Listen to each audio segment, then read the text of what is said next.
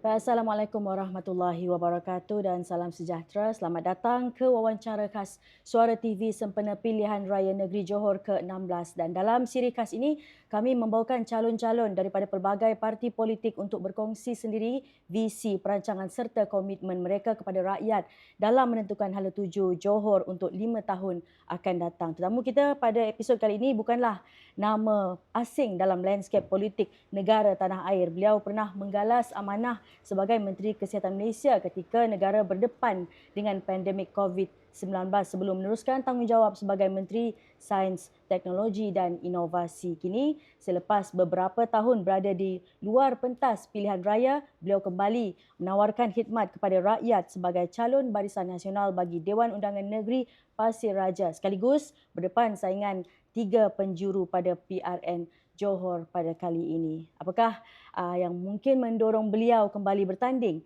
dan mengapa memilih untuk berkhidmat di peringkat negeri selepas pengalaman luas di khidmat di Kabinet Persekutuan dan apa agenda yang ingin dibawa buat rakyat di Pasir Raja. Bersama saya Jannah Jalidar, kita mengalu-alukan kehadiran Datuk Seri Dr. Adam Baba, calon Barisan Nasional DUN N35 Pasir Raja. Datuk Seri, terima kasih kerana sudi bersama-sama kami di Suara TV pada hari ini. Ya, terima kasih banyak terutama kepada Suara TV yang sudi untuk memberikan saya gambaran terhadap N35 Pasir Raja. Baik, Datuk Seri, kita terus tanpa membuang masa kepada soalan-soalan ini. Datuk Seri pernah berada di puncak pentadbiran negara sebagai Menteri Persekutuan.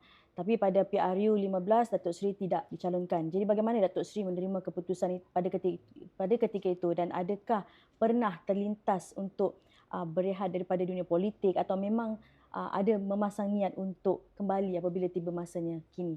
Ya, pada ketika saya tidak dicalonkan PRU ke-15, perkara tersebut hanyalah berlaku di saat-saat akhir. Saya ada juga memikirkan apakah ini satu daripada keperluan untuk memberi ruang kepada generasi muda untuk mengganti saya lah. Jadi memang dia dah dilatih, saya dah latih cukup pemuda, wanita, puteri dalam tenggara ni untuk mewarisi kepimpinan. Jadi saya berlapang dada dan terus membantu calon untuk menang. Ketika saat hanya 26 calon BN yang mendapat kemenangan dan antaranya ialah Tenggara dengan majoriti 2,900 dan peluang menang kerana kerjasama daripada semua tim yang tidak kecewa dengan pencalonan yang dilakukan. Dan saya tidak lari pada perjuangan, saya terus memimpin bahagian Tenggara sebagai pengurusi Barisan Nasional dan juga ketua bahagian UMNO dalam menjaga parti terus bangkit untuk menghadapi pilihan raya seperti ini, pilihan raya negeri dan juga insyaAllah pilihan raya umum akan datang. Baik, Datuk Seri kini kembali sebagai calon di DUN Pasir. Jadi mengapa memilih untuk berkhidmat di peringkat negeri sedangkan pengalaman Datuk Seri lebih banyak sebenarnya di peringkat persekutuan? Ya, saya pernah berpengalaman menjadi ADUN juga pada tahun 2008 hingga 2018, dua penggal, di mana saya telah diberi peluang untuk membantu kerajaan negeri pada ketika itu sebagai suara daripada DUN lah. Dan pada ketika itu juga saya diberi peluang untuk menjadi pengurusi Uni KL dan Pro Chancellor Uni KL serta board director Unitech Mara.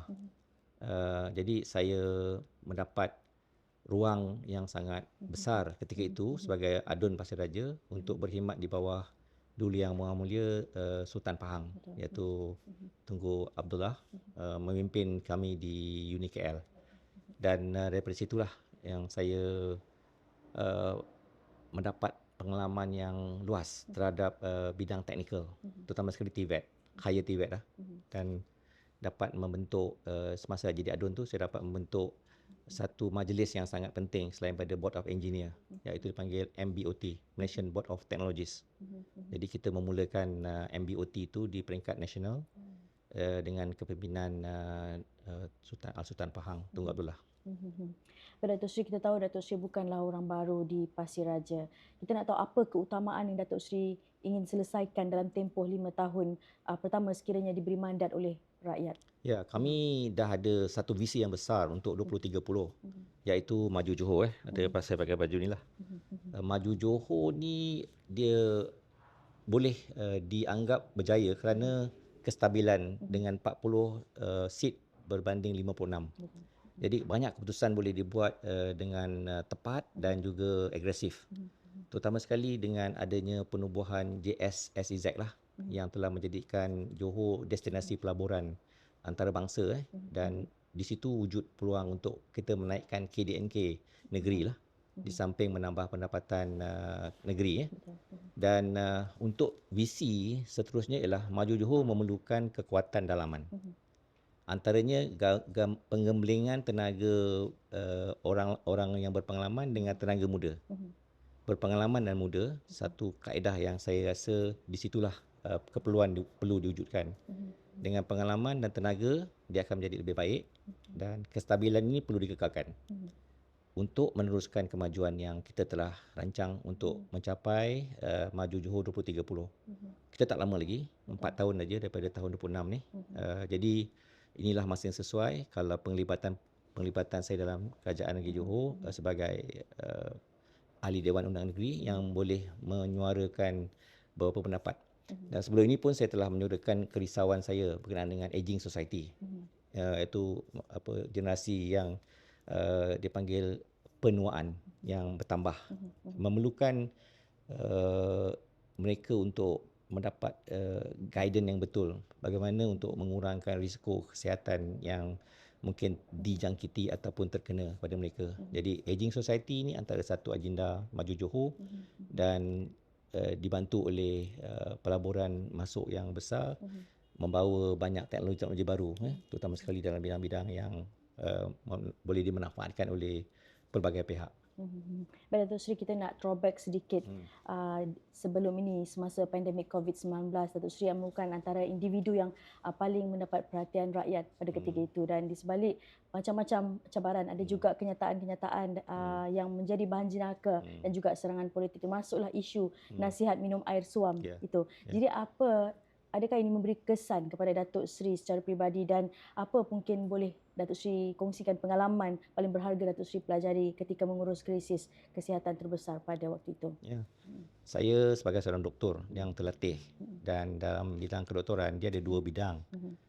Dua section. Satu section apa dipanggil kesihatan awam, satu lagi hospital. Jadi sebagai menteri yang dilantik ketika itu, saya berhadapan dengan cabaran sangat besar kerana dipanggil ni satu wabak yang dipanggil unprecedented, yang tak pernah berlaku. Kalau berlaku pun pernah dahulu, ada sabda Nabi Muhammad SAW melalui sahabat, kalau kita ada terkena dengan jangkitan yang dianggap sebagai endemik ke pandemik ke, yang luar tak boleh masuk keluar, yang luar tak boleh masuk ke dalam compound tak boleh keluar. Jadi itu adalah perkara yang perlu kita laksanakan pertama sekali. Jadi berkenaan dengan penglibatan untuk mendapatkan vaksin, kita kena beritahu rakyat. Semasa kita berjuang untuk mendapatkan vaksin, sebenarnya banyak halangan yang sangat ketara. Antaranya monopoli. Dan negeri-negeri maju merebut peluang ambil vaksin lebih awal daripada kita. Jadi kita terpaksa bertarung menggunakan diplomasi sains, menggunakan kaitan diplomasi dan bukan mudah sementara menunggu vaksin untuk menjadikan prophylaxis kepada wabak ini. Dan dia menyerang kita bukan sekali, dia bergelombang. Dan tengok pada kekuatan virus itu, transmission rate dan juga tu. Jadi antara perkara yang saya terfikir ialah kita perlu melihat struktur virus itu sendiri. Virus itu dibuat dari lemak dan dia akan survive kalau dia ada host factor. Betul. Dia akan hidup kalau ada manusia. Kalau di luar, dia akan self-limiting, maknanya dia tidak akan survive lah dalam beberapa jam, beberapa hari. Betul. Tapi kalau dia ada dalam tubuh manusia, dia boleh replicate, dia survive dan dia transmit pula, dia boleh menular. Sebab tu kita ada polisi dipanggil menyekat penularan ataupun kita sekat perebakan secara mendadak. Jadi saya ambil pendekatan mengatasi COVID menggunakan 4 fasa yang dilihat. Satu, fasa pertama dia terpanggil early stage, kedua early containment, ketiga late containment, dan keempat mitigasi. Mitigasi ni kira dah tak ada lagi apa nak buat lah. Kita kontrol sickness tu saja. Dan yang penting dalam rawatan COVID, immunity. Ni ialah isu immunity badan. Sebab tu bila kita vaksin, kita ada satu formula R minus 1 over RT. Iaitu dia akan mendapat berapa herd immunity yang kita perlu capai menggunakan vaksin. Dan herd immunity ni banyak orang tak faham. Dia ialah satu keadaan di mana kita tak perlu beri vaksin kepada semua orang, tetapi kelompok yang mencukupi untuk menjadikan dia mendapatkan imuniti pada satu kelompok. Dan sebelum kita cerita pasal imuniti, kita perlu tubuh badan yang kuat melawan virus. Antaranya hydration. Kita kena ada tubuh yang cukup air. Jadi pada ketika tak ada vaksin, rawatan pun menggunakan steroid, menggunakan ubat-ubat yang berkaitan dengan antiviral, dia tak mencukupi. Itu merawat saja. Kita nak prevent, ya. Jadi kita mesti bangunkan imuniti yang cukup kuat. Dan yang paling penting hydration, iaitu kita perlukan air untuk memastikan kita tubuh badan hydrate lah. Saya memikirkan di Sabah Sarawak yang pedalaman, banyak orang tak tahu apa mereka dapat daripada rawatan kecuali daripada imuniti yang kuat tubuh badan. Dan saya takkan nak cakap air alkohol, takkan saya nak cakap air sejuk, takkan saya nak kata itu minum air panas nanti terbakar pula. Kita warm water, just warm water. Apa salah? You pergi hospital pun masuk air juga. Kalau sakit, you nak mati pun, sebelum mati pun cari juga air. Betul. So tak ada salah kita menasihat orang supaya hydrate. Betul. Hydration is very important untuk immunity. Selain daripada you ambil vaksin, dan juga tubuh badan yang sihat boleh kuat, boleh kuat dalam tubuh. Baik, Datuk Sri, kita lihat pengundi muda kini menjadi kumpulan yang sangat penting dalam pilihan raya. Jadi mungkin ada mesej Datuk Sri kepada golongan muda dan mengapa mereka perlu memberikan kepercayaan kepada seorang pemimpin yang berpengalaman. This is about, ini ialah berkaitan dengan masa depan. Kita mesti gemblengkan tenaga pengalaman dengan tenaga orang muda untuk majukan negara. Seorang pemandu bas ni kalau dia tak ada pengalaman, bawa penumpang yang ramai, kalau dia tidak cukup pengalaman, kita bimbang dia direction betul, tapi ada masa dia terpaksa mengelak sana mengelak sini, Dia perlu jangan abaikan faktor-faktor yang datang mendepan, kerana pengalaman sangat penting. Bukan pengalaman saja penting, tetapi tenaga. Jadi kalau orang lama ada tenaga, why not? Tapi kalau orang muda ada tenaga tapi tak ada pengalaman pun susah juga. Jadi peluang ni mesti disamaratakan. Jadi di Johor saya tengok pemilihan calon kali ini sama rata, dan dia jadikan satu dream team lah pada saya untuk 2030 maju Johor.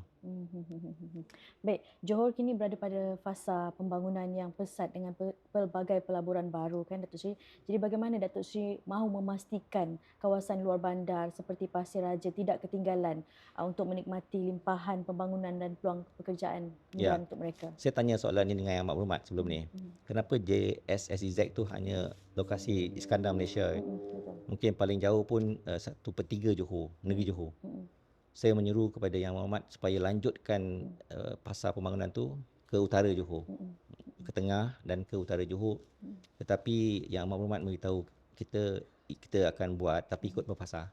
Okey, kita boleh terima kenyataan. Tetapi dalam kita punya visi JETP baru ni, Johor Economic Transformation Plan, telah menyatakan setiap daerah ada niche, ada kebitaraan tertentu yang kita nak bangunkan untuk kemajuan negeri Johor.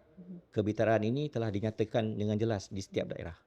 Dan antaranya Kota Tinggi, Tenggara ialah ditumpukan kepada bidang bioteknologi, pertanian dan juga pelancongan. Kerana kita ada kota tinggi yang besar daripada Pantai Deseru sampailah ke Kulai.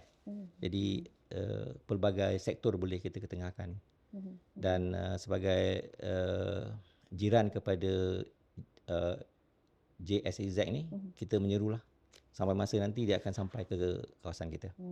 Baik Datuk Seri, sebenarnya banyak lagi yang ingin kita kongsikan kepada pengundi-pengundi terutamanya di negeri Johor ni. Kita pun tahu Datuk Seri ada jadual yang padat. Kita tengok tadi sedang meeting tapi ada masa untuk bersama-sama kami di Suara TV. Cuma untuk yang terakhir ni Datuk Seri, sebelum kita mengakhiri wawancara, saya ingin beri ruang kepada Datuk Seri untuk bercakap secara langsung kepada pengundi-pengundi di Pasir Raja. Silakan Datuk Seri. Terima kasih. Saya bertanding di N35 Pasir Raja. Alhamdulillah nombor 01 N35 Pasir Raja mewakili Barisan Nasional. Saya mohon pada 11/7 ini kita datang beramai-ramai ke pusat mengundi yang telah didaftarkan kepada tuan-tuan dan puan-puan sekalian.